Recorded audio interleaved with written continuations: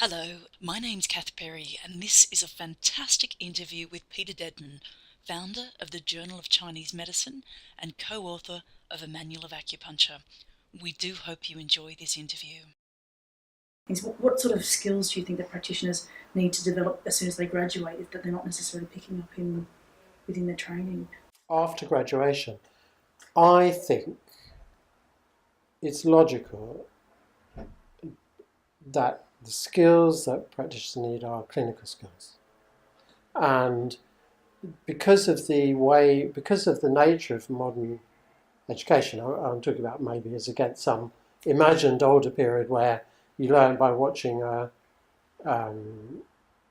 doctor teacher in practice for years and years and years, and you saw and were present in the treatment of hundreds and hundreds, thousands of patients. Nowadays, you qualify and you've had practitioners have really had limited clinical observation and experience. Then they're chucked out on their own, underskilled. I feel terribly, terribly sorry for the young practitioners. It's very, very demanding, psychologically demanding.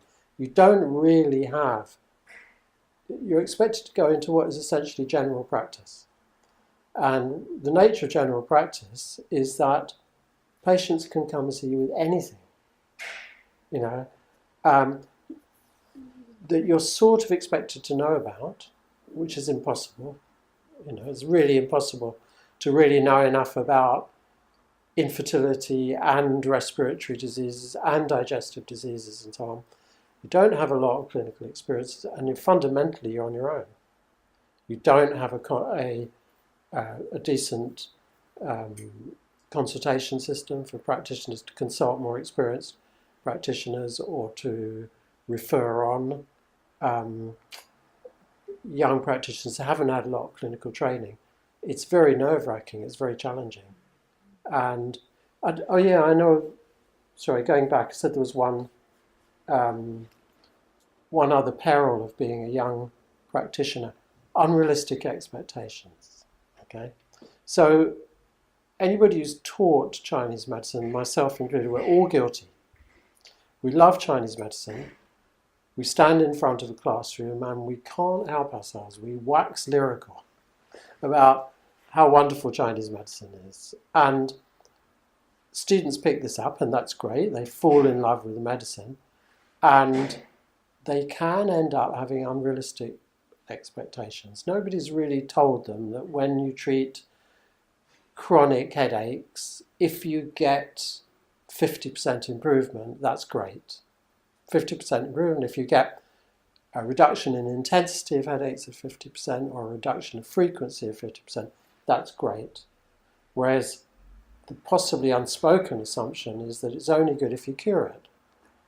Somebody comes to you with chronic headaches, you have to cure them. They have to go away and say, thanks doc, I don't have headaches anymore. That's really unlikely.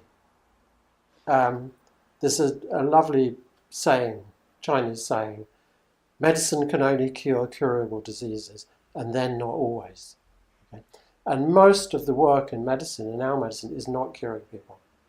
But with chronic disease, it's alleviating, it's improving, it's helping the patient live better with the disease, but a complete cure is unlikely.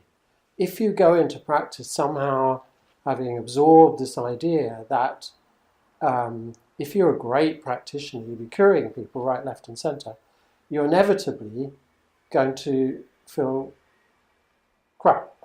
You're going to feel you're not a good practitioner, you know. So unrealistic expectations is another thing. And what teachers really have a responsibility to do is to help students know what is a good result, what's practical, and to be very satisfied with the improvements and benefits that they offer.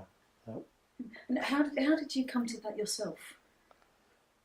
Through suffering, you know, yeah, through having to work it out myself, you know, having to feel in the early days that because not everybody was being cured, you know, I wasn't a good enough practitioner. But it's not like that. No.